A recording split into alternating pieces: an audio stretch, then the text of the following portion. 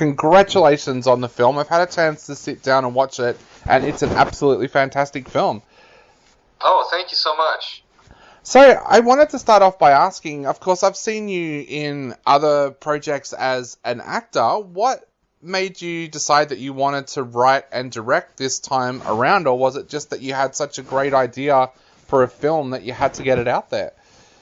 Yeah, I guess it's a combination of a few things. I kind of have a background in comedy, which is a lot of the stuff that I was doing earlier in my career. Had a comedy web series and acted in a few kind of indie comedy films, and kind of along with acting, I was also directing commercials and short films and music videos and stuff.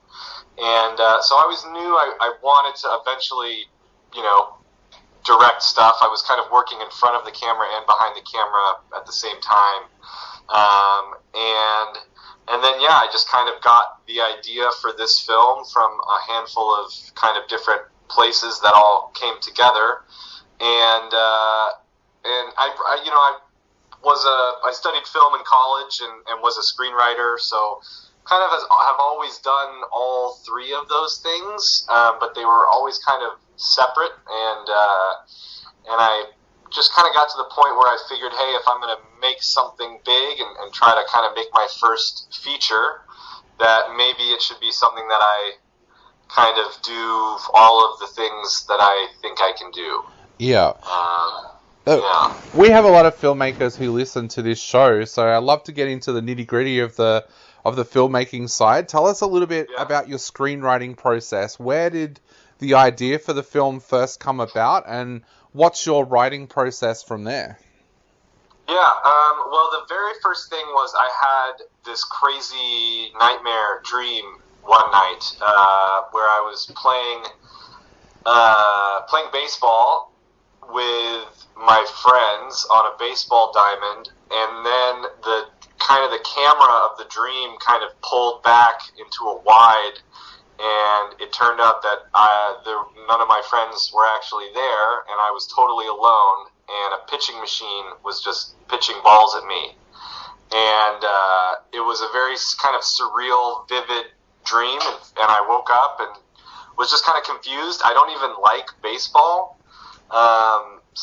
And it just kind of stuck with me, and I thought, well, what's a situation where that would happen, where, I would be alone doing this activity, thinking that there's other people there, but they aren't. And kind of at the same time, I was, had moved to where I live now and where we shot the film, which is upstate New York.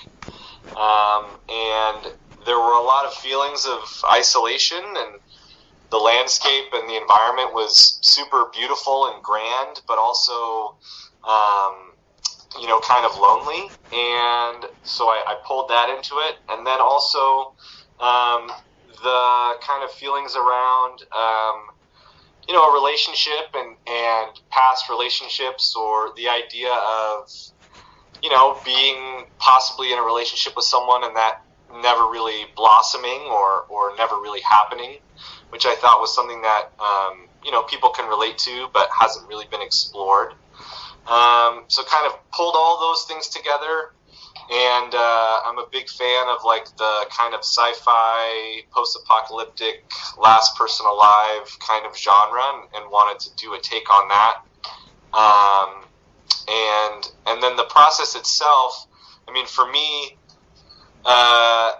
and I've been this way since college, studying film and writing scripts, is I kind of do like an outline of the whole piece. I basically will kind of have the whole movie in my head from start to finish. I have kind of a pretty crazy, like vivid imagination, and I can kind of play out every single scene and every single moment in my head. And then it's just about how do I go through the steps of transferring that to the page. So I'll do a full kind of extended outline, and then I'll take that outline, I'll partner that outline with visual references that I'll find from other movies or commercials or music videos or short films or other projects, and photography and art. And then I'll kind of take all that and I'll sit down for like 2 straight weeks in one spot and I'll write the whole thing, start to finish. Yeah. So when you say you write the whole thing, do you just take like time out of everyday life to sit down and write it over a week, or do you just do a little bit each day? Yeah, no, I do like 10 to 12 hours a day, straight through until it's done. Yep. And it's tough because, obviously with normal life, it's hard to find, a week to 10 days to 2 weeks to really shut down every other part of your life to do that. Yeah. And like it really is the point where like I just sit there and just write and write and write and write. Like I don't really. I try to make it so I don't do anything else. Like I like to cook, and I won't. It's like these are 2 weeks where like I'm not cooking dinner. Like I'm not like doing other work. I'm not running errands. Like I have nothing else to do but sit here and write this whole thing out. Which can be difficult to find that time, and it may not be the best way, but for some reason that's just kind of how it is for me. Yeah, and do you have an answer for writer's block? Like if you get to a scene and you're not 100% sure where it should go or what should happen next, do you have a cure for that? Yeah, that's a good question. I think, again, I will usually try to circle back to kind of the visual references that I have. Or if there's a scene or something I'm stuck on, if I feel like it's similar to something else in maybe a scene from another movie I've seen or a play that I've read or something, I'll kind of try to go back to some of that material, and watch that and kind of try to get some. It's not even really inspiration. It's almost like if I have a scene that's comparable to another moment in another film or something, I'll watch that film and think about the ways that I would want to do it differently, maybe. Yeah. But usually, going back to that kind of like inspirational reference material, I find can help. And do you have actors in mind when you first start writing a character? Like, at what point of this process did you know that you would play Adam in the film, and also did you have a sense of who the other actors and actresses would be for the film?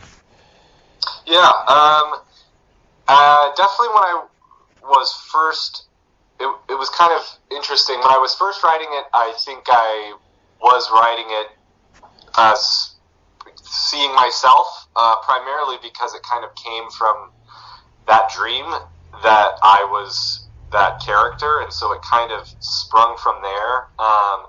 And then as I was writing it in pre-production, we were talking about the possibility of casting other people, and we made made some lists and kind of went down that road, and but inevitably it kind of ended up back where it was something that I felt like I could do, and I felt like it was kind of a challenge to myself. Again, having acted in primarily comedies, I was definitely intrigued about, doing a more dramatic, kind of sadder, more introspective role. Yeah. And so that's kind of where we ended up. And then during the rewriting process and the pre-production process, when we kind of honed in on Olivia for the part of Kay, I definitely didn't have anyone specific in mind for that role during the first draft. But as we started thinking about other actors for those roles, and we started having conversations with Olivia, I kind of really did hone in on her. And it got to a point where I kind of was writing that character for her, even before I ever put the script in front of her. Yeah. How did you find the process of acting and directing at the same time? Because I know some people have tried it in the past and found that they just couldn't do it. How did you find that process? Yeah, it's definitely tough. The big trick that I found was, just to really surround yourself with other super talented people. I have a great relationship with my director of photography, Frankie Toriano. We went to college together and have been working together for the past 10 years on various things. And he's an accomplished director in his own right. My producing partner, Max Gardner, we've been working together for a long time, and he also directs. And another producer and camera operator that was on board, Derek Brown, is also a super accomplished director. So during production, it's like, okay, if I can surround myself with these other people that are also, super smart, super talented, have great eyes, have great vision, and if we can all kind of get on the same page here, then maybe it takes a little bit of pressure off of me and how many things that I have to juggle. Yeah. So that was kind of the saving grace, I think. Yeah. Now, talking about audiences watching this film, this all happened for you with The Dream and everything pre-pandemic. Now the world has gone through a period of time where a lot of people have felt more lonely and more separated than they have at any other time in their life. Do you think that's going to change the way people react to this film now? Yeah, it's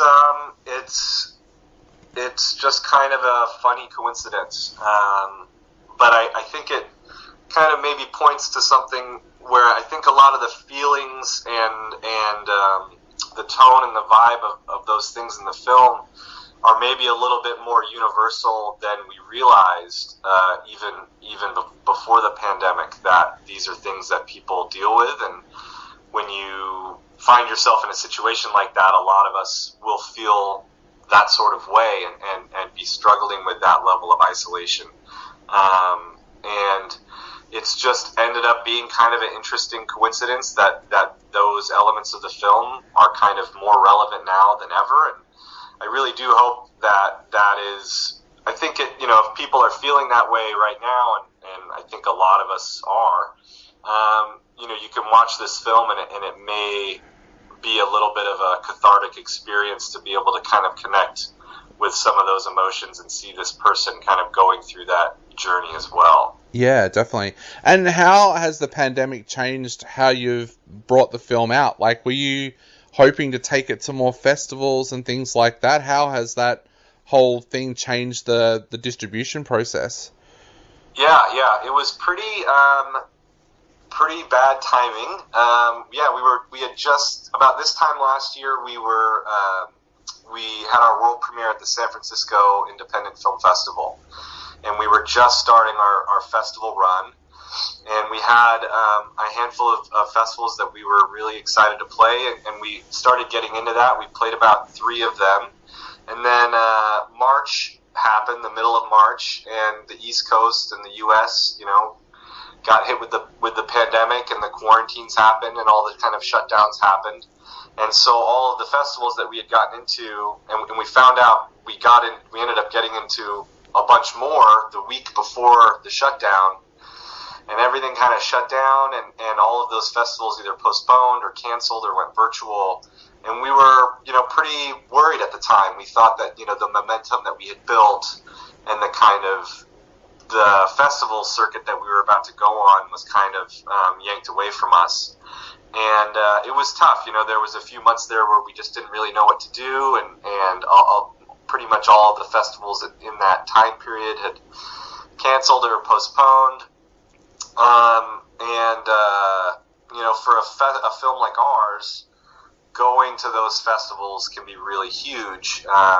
Playing in person and having the marketing and the publicity for those screenings and networking and meeting the distribution partners at those kind of events is, typically the way a movie like ours would get seen and acquired. And so that just kind of wasn't on the table. And we ended up just kind of continuing to have conversations with people, over the phone and over email, and we got lucky, and a colleague of ours that was kind of helping us represent the film during festivals and put us in touch with Kamikaze Dogfight, which is a new distribution company run by Hans Soto and Andrew Van de Houten. and they had just inked a deal with Gravitas about acquiring films, and they saw the movie, and we kind of started talking about a partnership from there, and it ended up working out. But it definitely, there was a period there where we thought, we had kind of lost our window, and things maybe just weren't going to work out for us. But luckily, it went a different way. Definitely, because I am so glad that people are able to sit down and watch the film now, and I guess that's the perfect way to finish the interview. What would you like to say to people out there before they actually sit down and watch the film? I guess I would say, we just hope that, people are willing to kind of sit down and give it a chance and go along for the ride there. We're really hoping that at the end you can kind of take away this person's kind of emotional journey, and it's less about what happened and where is everyone, and more about what is happening to this character in this situation. We're just super happy for it to be out in the world and for people to give it a chance. Definitely. Well, Alex, thank you so much for coming on our show today. It's been an absolute pleasure chatting to you. I know a lot of people out there are really keen to see this film, so thank you for taking the time to talk to us about it. Great. Thanks so much. Really appreciate it. Not a problem, mate. Thank you again, and hopefully we get to chat again in the future. Yeah. Cheers. Thanks so much. Awesome, mate. See you later. Bye.